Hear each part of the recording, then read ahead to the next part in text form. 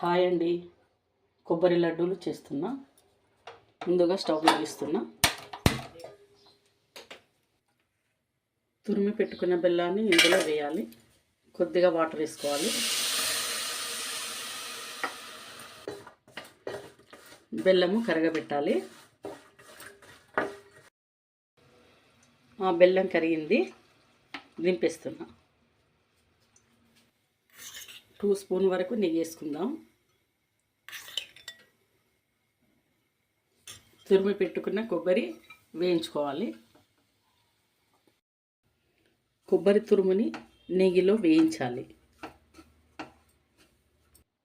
1/2 tea spoon ఇలాచీ powder వేసుకుందాం. పట్టిన బెల్లం ఇందులో పోసుకోవాలి. ఇలా ఉండ కట్టేయాలి. గార్నిష్ చేసుకోవాలంటే ఇలా చేసుకుంటే బాగుంటుంది. లడ్డూలు ready. Please like, share, subscribe my channel.